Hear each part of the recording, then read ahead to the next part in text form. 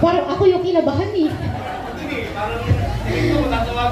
Oh, hindi, baka pangalan ko nga yung masabi ko eh. Oh, yung isang grocery pack ay para kay kapatid na Rolling. Wala mo dyan. ay kapatid na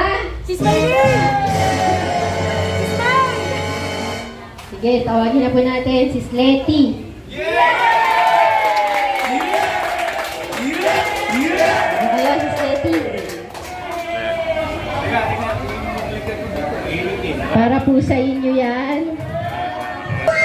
Ay, pahingin isang mic, sir. Interviewin natin si Sletty. Sletty.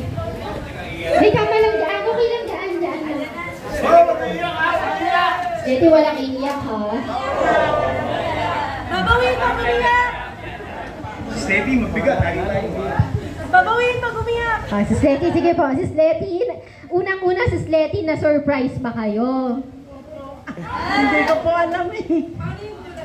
Sige, hawakan niyo po yung mic niyo. Ano pong masasabi niyo po para po sa inyo, bigay ng mga kapatid sa lokal ng Santo Niño? Ako sa Diyos, marami pong salamat sa Diyos. At napakarami po na binigyan yung tulong sa akin. Salamat. Salamat sa Diyos, si Sletty. Si Sletty, pag may pangangailangan po, huwag mahihiya pong magsabi, ha?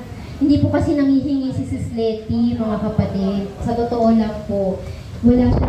Kung pinibigyan namin yan, kung dapat sana mag-allowance niya, ibinabalik niya po, mga kapatid. Kaya naisip namin na ngayon, siya ang bigyan natin, na hindi niya na pwedeng ibalik. Ayan, salamat sa Diyos, si Sletty. Para po sa inyo yan, pabigay ng kapatid na Daniel. Ang challenge, bubuhatin nyo ngayon yan.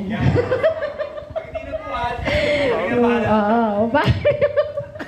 Uy, tulungan nyo naman, nagbibiro lang ako eh. Sana tayo, dali. Picture tayo, sama kayo. Picture tayo. Ay, Brad Chris, picture muna tayo. Picture muna tayo.